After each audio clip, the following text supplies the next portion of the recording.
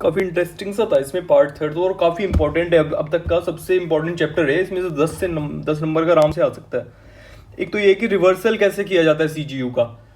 ठीक है, अभी तक तो हम करते थे सीजीयू का रिवर्सल, उसमें डाल देते रिवैल्यूएशन रिजर्व में, बट इसमें सिंपल सी इतनी ट्रिक है, वहां तक तो आप लगाओगे maximum impairment up to the original carrying amount, बस वहीं पे इसकी बात खत्म हो जाती है। क्योंकि इंडिया 16 सीजीयू के बारे में कोई बात नहीं करता, रिवैल्यूएशन मॉडल जो है ना उसके बारे में कोई बात नहीं करता सीजीयू, और वो रिवैल्यूएशन मॉडल पे ही लगता है। अगर तुम रिवैल्यूएशन रिजर्व के अंदर भेज रहे हो, आपकी अगर रिवैल्यूएशन अपवर्ड हो गई है तो आप मैक्सिमम कितना रिवैल्यू कर सकते हो, कितना रिवर्स कर सकते हो, that is to the extent of original carrying amount, that's it.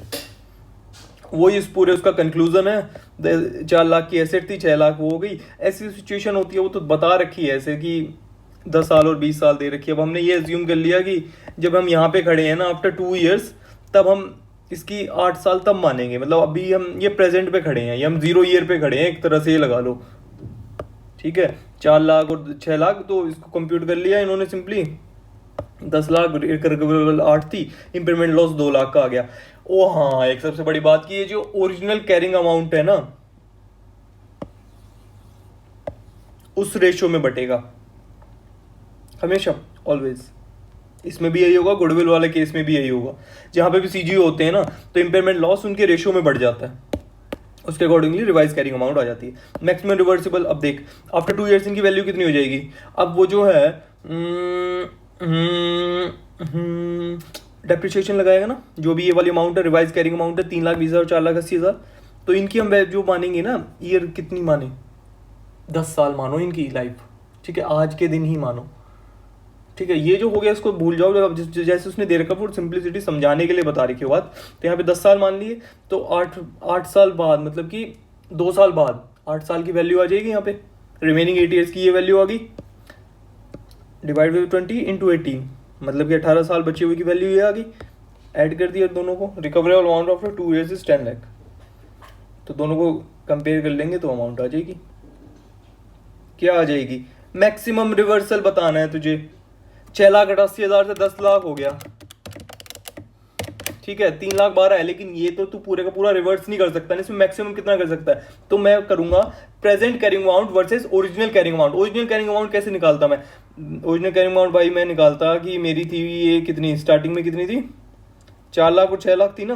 हाँ, 4 लाख को डिवाइड करता मैं 10 से, इंटू करता मैं 8 से, 3,20,000 वो आ जाती।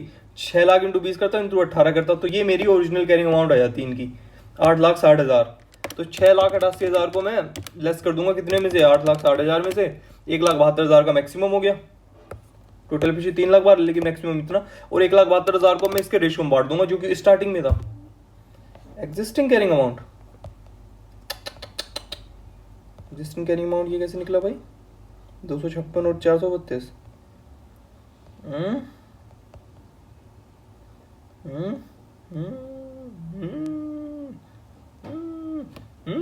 एग्जिस्टिंग कैरिंग अमाउंट के रेशियो में बांटेंगे भाई, ऑलवेज। अब ये देख ले, अभी ये एग्जिस्टिंग कैरिंग अमाउंट, इसको लिख भी देते हैं यार, क्योंकि ये तो बहुत बड़ी गलती हो सकती है।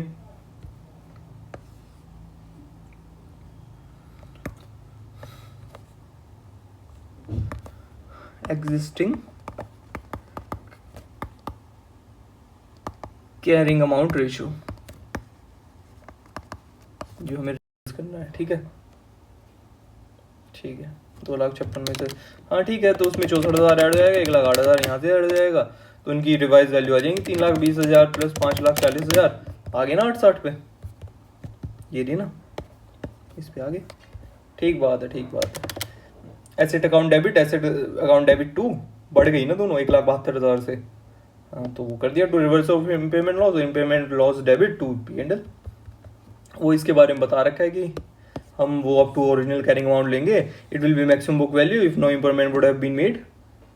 ये नॉट काट दे, वुड हैव बीन मेड लिखना है, नॉट कोई इम्पेयरमेंट ना किया, एज पर provision reversible amount will according each asset in CGU in the ratio of carrying amount of asset on the date of reversal of impairment loss, on the date of reversal of impairment loss, on the date को, on the date कैसे डालें, on the date ठीक है। Concept 4 जो है वो थोड़ा important है, गुडविल। अब भाई ये दो पार्ट में डिवाइडेड है। द गुडविल जो हम लेते हैं debit in the books account at the time of acquisition business, ये कभी कैश जनरेट तो करती नहीं है डायरेक्टली, लेकिन ये हेल्प जरूर करती है जो आपके अदर कैश जनरेटिंग यूनिट्स हैं बाय सिनर्जी इफेक्ट, मतलब तालमेल से उससे, है ना। From acquisition of business we should test impairment of goodwill annually but in 2 different cases as follow. अगर गुडविल नॉट एलोकेबल है और गुडविल एलोकेबल है। नॉट एलोकेबल मतलब कि हम ये नहीं पता कर सकते कि इसकी वजह से हमारे बिजनेस ए को कितना प्रॉफिट हो रहा है या लॉस हो रहा है, या बिजनेस बी को कितना कैश इनफ्लो या आउटफ्लो जनरेट हो रहा है, कैश इनफ्लो जनरेट हो रहा है, हम ये पता नहीं कर सकते, तो वो नॉट एलोकेबल है। But if we can find that out, it is clearly distributable. तो अगर वो क्लियरली डिस्ट्रीब्यूटेबल है तो उस केस में उसको डिस्ट्रीब्यूट कर लेंगे। ये 6 लाख थी, 10 लाख, 7 लाख, 12 सिंपल वर्ड्स में बता देता हूँ। सीजीयू के अंदर maximum reverse up to carrying amount होता है, ठीक है। और गुडविल कभी वापस रिवर्स नहीं होती, क्योंकि एक बार इंसान बिजनेस में वो खोता है ना रेपो, उसके बाद में कभी उसको दोबारा नहीं अर्न कर पाता। और goodwill is nothing more than a repo, reputation a business has earned, ठीक है। तो 10 लाख, 7 लाख, 12 लाख, ठीक है। इसमें से goodwill increase cash flow for versus increase can not be valued और quantified. Give your comments. Carrying amount इतनी है, ये इतना है, वो इतना है। In the given case goodwill will remain allocable because benefit from goodwill can not be qualified. We know that goodwill XYZ in increasing the profit even though we can not allocate goodwill over XYZ in the absence of reasons. In the absence of reasonable basis we can not allocate goodwill over X, Y and Z. So goodwill will remain unequivocal if benefit from goodwill cannot be quantified for related CGU. Okay, if it cannot be quantified, yeah, for relevant for related CGU, then it will remain unallocable. Okay, so goodwill would be rupees 6 lakh X, Y and L, 25 lakh, 17 lakh, 20 lakh. Okay, 17 lakh, 20 lakh, 21 lakh हो गया. Assume it as a case of unallocable goodwill. Show the treatment of impairment loss.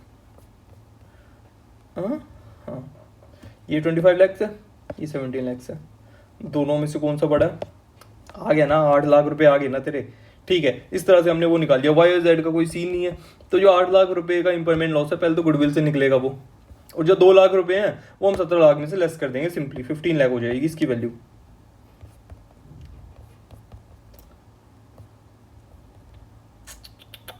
Sorry, 25 में से 2 गए, 23 लाख हो जाएगी इसकी value, ठीक है। दिखा देता हूँ, 8 लाख हो गया 25 में से, बिकॉज दैट इज उनकी जो हायर है उसमें तो अपवर्ड रिवैल्यूएशन हो रहा है, और वो इसमें अलाउड ही नहीं है। अपवर्ड रिवैल्यूएशन अलाउड नहीं है, सीजीयू में नहीं है, कोई डिस्कशन नहीं है उसका। Okay okay okay, total payment loss 8 lakh less goodwill, तो remaining life to be remain to wager 2 lakh, 23 lakh. 8 lakh debit, impairment loss debit to goodwill to X, और P&L to impairment loss. Okay, second question भी इसी तरह का आ जाता है। उसमें यार अब दोनों की दे रखी हैं 3 लाख, मतलब जितना भी होएगा यहाँ से तीनों के ले लिया, निकाल लिया, 13 लाख टोटल आ गया। 13 लाख में से पहले 6 लाख को हटाओ, 7 लाख रह गया। अब 7 लाख को अभी तो ओरिजिनली चलेगी नहीं, तो इम्पेयरमेंट लॉस की डेट को जो रेशियो रहता है उसको ले लेते हैं। तो यहाँ पे तो कैरिंग अमाउंट रेशियो यही है 25, 20, 15, ठीक है। इस रेशियो में इसको बांट दिया 7 लाख को, और ये इनकी रिवाइज कैरिंग अमाउंट आ गई, कम होगी मतलब, है ना। अगर provision following steps should be applied, test improvement, calculate improvement for each CGU. आप बता रखा क्या क्या करना है, कैसे कैसे करना है, वो मैं तुझे ऑलरेडी बता चुका हूँ कैसे करना है। अब आ जाता है इंपॉर्टेंट थोड़ा, जो रिवर्सल है। इंपॉर्टेंट भी कुछ नहीं है, बस ये है कि यार पहले वो जो हम ये कर देते थे ना कि उसकी जो वैल्यू हमारी गुडविल से ये एडजस्ट तो होगा नहीं, भले ये गुडविल को पहले कम कर रहा है, और इनको तो इसमें ना एक तरह से बहुत ज़्यादा इम्पेयरमेंट जो तुम्हारा लॉस होता है ना, वो अपवर्ड ज़्यादा हो ही नहीं पाता, क्योंकि गुडविल का तुम्हें लॉस हो ही जाता है इसके अंदर, ठीक है। जो गुडविल का तुम एक एसेट खो देते हो ना अपने डाउनवर्ड रिवैल्यूएशन की वजह से, वो तो तुम खो ही देते हो। अच्छा, तो जो तुम भरपाई कर सकते हो ना थोड़ी बहुत, क्योंकि इसमें से ज़्यादा गया भी नहीं होता, 1 लाख 1.5 लाख गया होता है। जैसे अगर इसकी बात करें 20 से 15 हो गया, तो मैक्सिमम कितना गया इसका, 5 लाख ही तो गया है यहाँ पे। 5 लाख में से भी 1 लाख गया है, क्योंकि 6 लाख वो है, देख बताता हूँ तुझे, 8 लाख जो 2 लाख, देख 2 लाख ही मैक्सिमम जो, मतलब जो डाउनवर्ड रिवैल्यूएशन हुआ है, तो 2 लाख ही चार्ज हुआ है आपकी एसेट्स को। अच्छा, 2 लाख इंटू ये देख, ठीक है, 18 होगी, 14 होगी, तो मतलब 1,14,000 पहले ने सफ़र किया और 85,714 का दूसरे ने, तो भाई जब वापस आओगे ना तब भी कोई खास ज़्यादा फर्क नहीं पड़ेगा, देख भी लेना चाहे इनको कितना मर्जी एप्रिशिएशन हुआ हो। देख 2,91,000 इसको अप्रिशिएट हुआ है, 1,27,143 इसका अप्रिशिएट हुआ है ना। ये वाली अमाउंट ले लेंगे आफ्टर 2 years, ये वाली अमाउंट ले ली, 10 से डिवाइड कर लिया इंटू 8, 8वें साल पे मतलब 8 साल की वैल्यू बचे हुए की इनकी कितनी वैल्यू है, रिमेनिंग 8 year यूजफुल लाइफ पे इनकी क्या वैल्यू है, मतलब 2 साल बाद है ना, निकल गई यहाँ से। Total appreciation 2,91,429, 1,27,143। अब देखने इनको मिलेगा कितना सिर्फ। Original carrying amount less present carrying amount. Original carrying amount कितनी निकलती, 20 लाख को 10 से डिवाइड करते और 2 साल बाद तो इसकी 16 होती, इसकी 13,50 होती। और कंपेयर करेंगे हम किससे, इससे कैरिंग अमाउंट आफ्टर, तो इसको 91,429 मिलेगा, इसका 77,143। मतलब 91,429, 2 लाख का तो कोई मतलब ही नहीं, और यहाँ पे भी कुछ नहीं मिला उस हिसाब से रिवर्स करने के लिए। तो भाई एसेट की वैल्यू तो जो 6 लाख रुपए का लॉस होता है ना जो गुडविल का, वो ही हो जाता है बस, वो तो बाकी ऐसा कुछ होता नहीं है इसके अंदर बैलेंस शीट के अंदर। एज पर provision reversal of improvement can not be made for goodwill but reversal of others will be same as we discussed earlier. ठीक है, अब आ जाता है भाई जहाँ पे हम इसको एलोकेट कर सकते हैं। अच्छा एलोकेट कर सकते हैं, बिल्कुल कर सकते हैं। तो वहाँ पे उसकी जो कैरिंग अमाउंट है उसके अंदर ये एडजस्ट कर लेंगे। अच्छा जो गुडविल का हमारा शेयर है हम उसको एडजस्ट कर लेंगे जो हमारी एग्जिस्टिंग कैरिंग अमाउंट है। Yes okay okay okay okay, जितना भी इनका परसेंटेज शेयर, जैसे कैरिंग अमाउंट ये थी ओरिजिनल, ठीक है, इसके अंदर हमने गुडविल का शेयर ऐड कर लिया। 40% 60% इसने बता रखा है ना, तो 40% 60% ले लिया तो हमारी 12,40 आ गई। अब रिकवरेबल अमाउंट से कंपेयर करेंगे तो हमारी पेमेंट 3,40 का आ रहा है और 6,60 का आ रहा है। तो गुडविल कितने की रहेगी, तो पहले किससे एडजस्ट करोगे आप, गुडविल से। 3,40 हो गया ना, पहले एडजस्ट करोगे गुडविल से, जितना भी इनका पोर्शन है उतना पोर्शन इनका घटाओगे गुडविल में से, फिर बैलेंस को तुम इनकी उसमें से कर दो। तो 10 जो भी इनकी वैल्यू रही होगी, कैरिंग अमाउंट 10 लाख रही है ना अभी, इसमें से 1 लाख लेस करो तो 9 लाख रह जाएगी, 15 लाख में से 3 करो तो 12 लाख रह जाएगी। वही मतलब कि ये वाली अमाउंट आ जाएगी जो NRV है, वही आती है ना हर बार। तो बस इतना ही है। पार्ट 4 का बता ही देता हूँ क्या है इसके अंदर। First of all goodwill allocated, वो इसका बता रखा है कि कैसे कैसे होता है। ठीक है।